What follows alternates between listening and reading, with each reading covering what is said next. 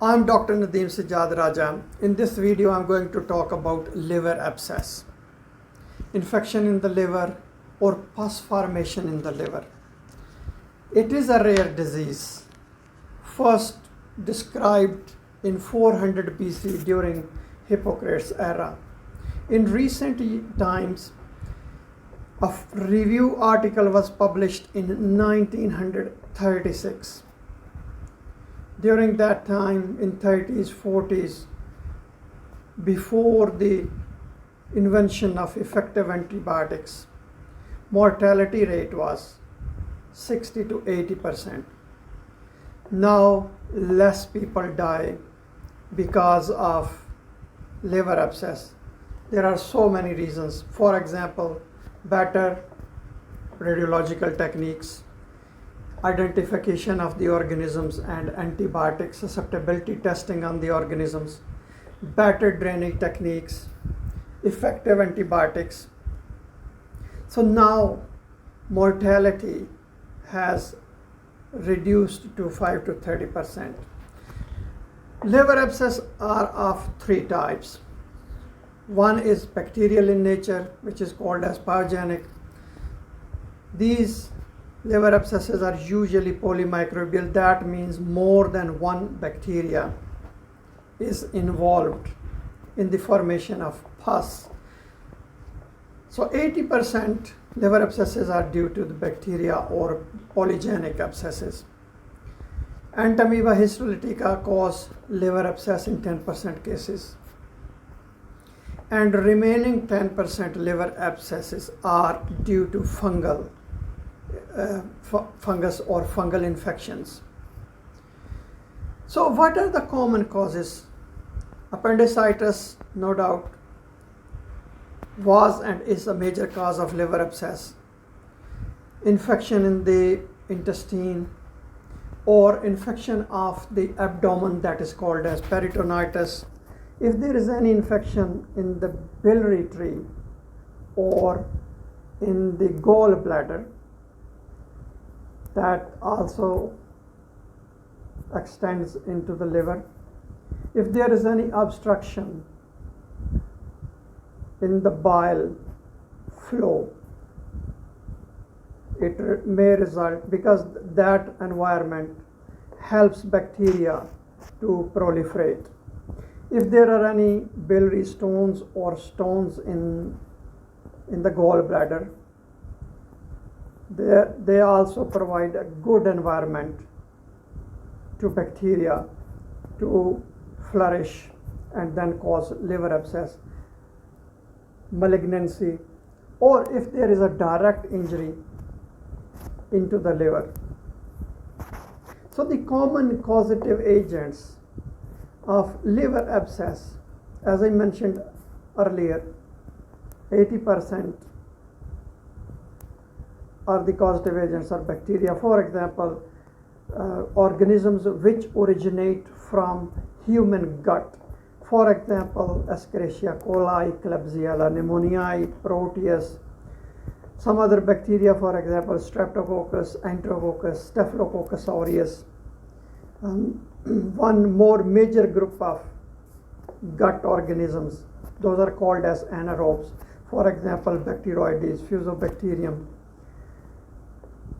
Candida albicans is an important part of fungal liver abscess.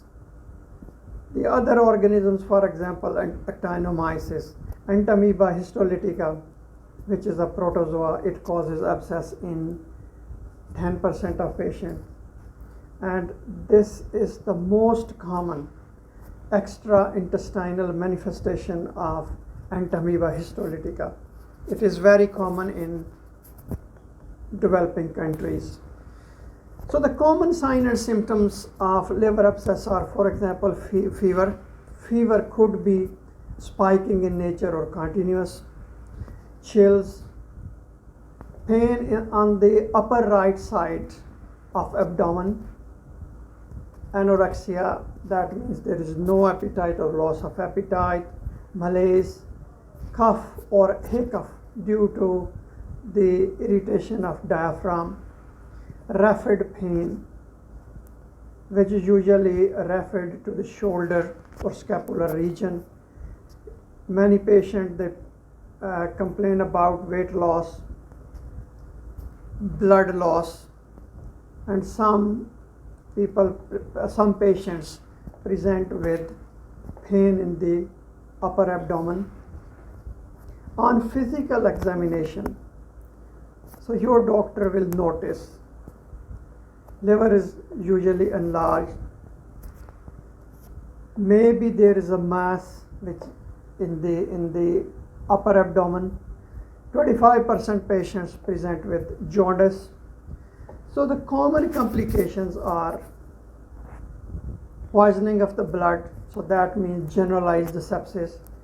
If this abscess ruptures into the abdomen, then the whole abdomen is infected.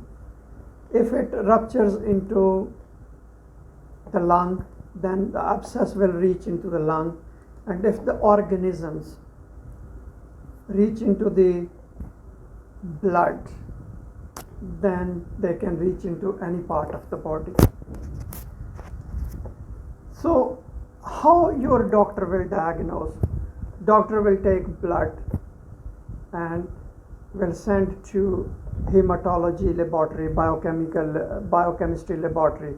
So they will measure the inflammatory markers. If inflammatory markers are raised, for example, white blood cell count, neutrophils, C-reactive protein, procalcitonin. So these raised inflammatory markers are suggestive of infection. Blood will be taken and your doctor will send to the microbiology lab for culture and sensitivity. 50% blood cultures are positive. So once organism is isolated, then antibiotic susceptibility will be done to check which antibiotic is effective and will kill the causative agent of liver abscess.